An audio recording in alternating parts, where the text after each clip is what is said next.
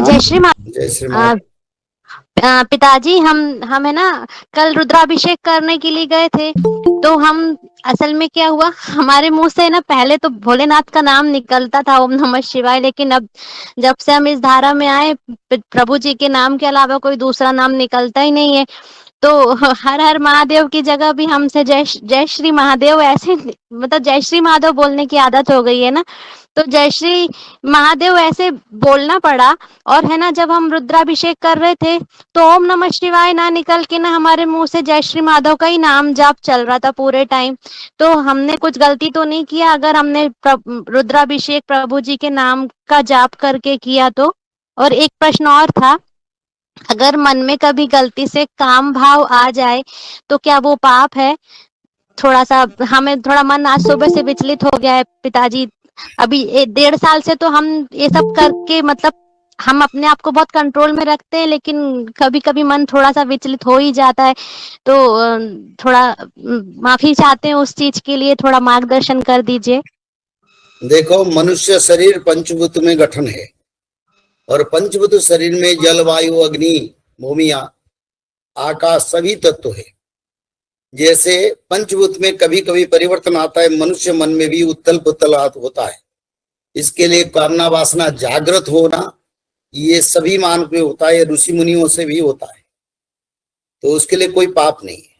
पर कामना वासना को कोई साकार करता है या उसको अपनाता है, वही पाप है। भावना आने से उसको रोकने के लिए भगवत नाम, दिनचर्या और भगवान के शरण रहना जरूरी है।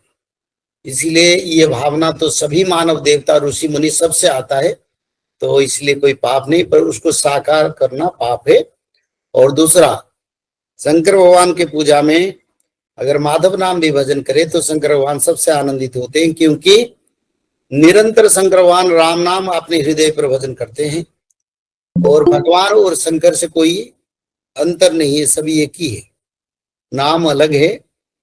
तो भगवत प्राप्ति के लिए शंकर भगवान भी मंदिर के साथ माधव नाम को आशीर्वाद करते हैं। जय जगन्नाथ। और कोई बोलिए। आकाश ठाकुर बोलिए। हाँ, जय श्री माधव आदरणीय पिताजी। जय श्री माधव। जी पिताजी, एक छोटा ये प्रत्यक्ष अनुभव अपना बताना चाहेंगे और एक दो प्रश्न और है। हमने अपने हमारे यहाँ वामदेव ऋषि का आश्रम है जो जहाँ वो तपस्या करते थे। तो वो बहुत मतलब बहुत प्राचीन शिवलिंग है। तो हम जब हम 9-10 साल के थे या 11 साल के, तब से हमारी माता जी ने हमको हमारे वामदेव जी के पास हमेशा लेकर जाती थी, जबरदस्ती लेकर जाती थी।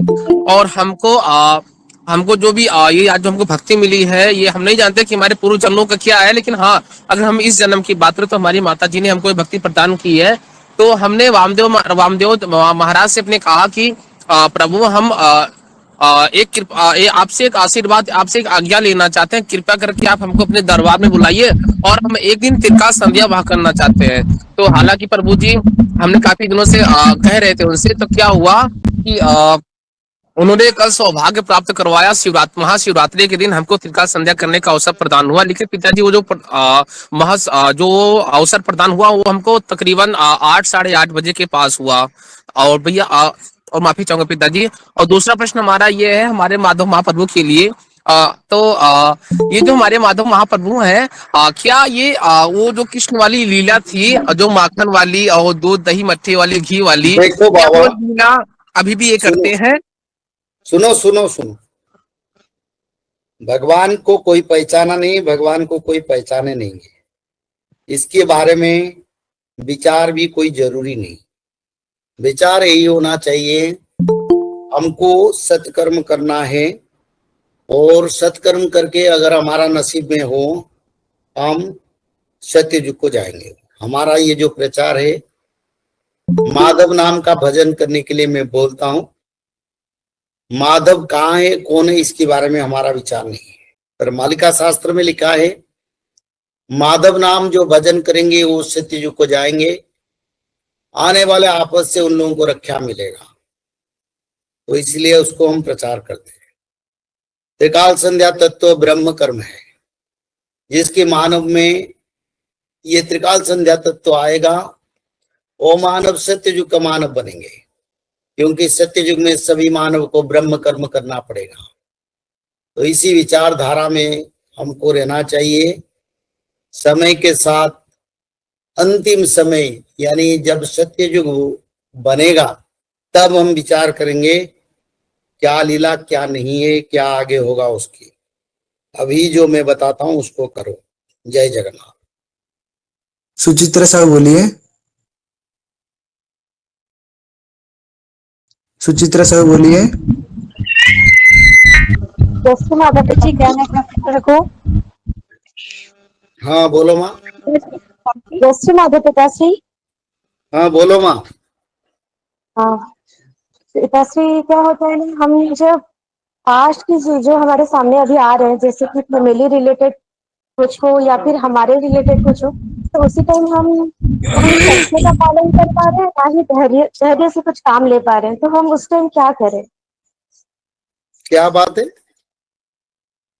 पिताश्री? जब हम अभी मतलब पास्ट रिलेटेड कुछ हमारे सामने आ जाता है, कोई व्यक्ति हो या फिर कोई कार्य हो, फैमिली रिलेटेड भी कुछ हो या फिर हमारे रिलेटेड कुछ हो, तो उसी टाइम हम धैर्य से काम नहीं ले पा रहे, ना ही सत्य का पालन कर पा रहे हैं, तो हम क्या करें?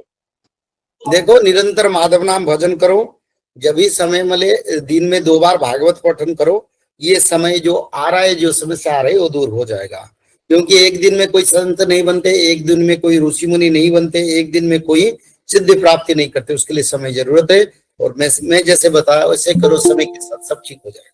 जय जगन्नाथ। और तृतीय विश्व युद्ध के बाद सत्ययुग का आगमन होगा।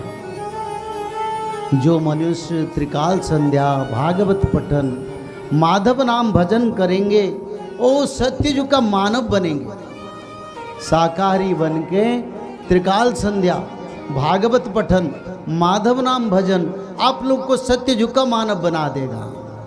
जय श्री माधव। जल प्रलय, महामारी और भूकंप, अग्नि प्रलय, वर्ल्ड वार 3 और महाविनाश, ये तो एक दिन होना ही है। लेकिन इस सब से आप बच कैसे सकते हैं? सबसे पहले नॉनवेज खाना छोड़ दीजिए, अंडा भी नहीं खाना है, और किसी भी तरह का नशा मत करिए, और गलत काम मत कीजिए, और सत्य, प्रेम, दया, क्षमा और शांति का आचरण कीजिए। और 3 चीज कीजिए। उसमें से सबसे पहला है त्रिकाल संध्या यानी त्रिसंध्या। उसको दिन में 3 बार करते हैं। जैसे सुबह में करते हैं ब्रह्म मुहूर्त में, सुबह 4 बजे से लेकर के 6 बजे के बीच में आप कभी भी कर सकते हैं। लेकिन आपको समय नहीं मिला तो समय आप आगे पीछे कर सकते हैं, आधा घंटा 1 घंटा पीछे कर सकते हैं। दोपहर में 11:30 बजे से लेकर के दिन का 1 बजे तक कर सकते हैं। उसके बीच में शाम को 5 बजे से लेकर के 6:30 बजे तक कर सकते हैं। दिन भर में 1 बार नहा के त्रिकाल संध्या जरूर करें। बाकी समय आप हाथ पैर मुंह धोकर भी कर सकते हैं, और 3 बार आप श्री गंगे बोल करके स्टार्ट कर सकते हैं। जो दूसरा उपाय है वो है श्रीमद् भागवत महापुराण पठन। दिन में 1 अध्याय जरूर पढ़ें। दिन भर में 1 अध्याय जरूर पढ़ें। वो भी ना हो सके तो 1 पन्ना तो जरूर पढ़ें। अगर उतना भी समय नहीं है तो 1 श्लोक जरूर पढ़ें। तीसरा उपाय माधव नाम का जप करें, निरंतर करें। कोई भी काम करते हुए करें, हमेशा माधव नाम का जप करें। त्रिसंध्या का पीडीएफ, श्रीमद् भागवत महापुराण का पीडीएफ और भविष्य मल्लिका का फ्री ई बुक भविष्य मल्लिका पुराण, ये सब आपको डिस्क्रिप्शन बॉक्स में मिल जाएगा। भविष्य मल्लिका के बारे में अधिक जानकारी के लिए आप भविष्य मल्लिका के वेबसाइट पर संपर्क कर सकते हैं, भविष्यमल्लिका.com। और अधिक जानकारी के लिए भी कल्कि अवतार ऑफिशियल चैनल को देख सकते हैं, जहां पर मल्लिका के बारे में खुलकर बातें रखी गई है, जहां पर आप लगभग 1000 जितना वीडियो आपको देखने को मिल जाएगा। और भी आपको अधिक जानकारी जानना है त्रिसंध्या के बारे में और कोई आपको सवाल है तो नीचे दिए गए नंबरों पर आप संपर्क कर सकते हैं।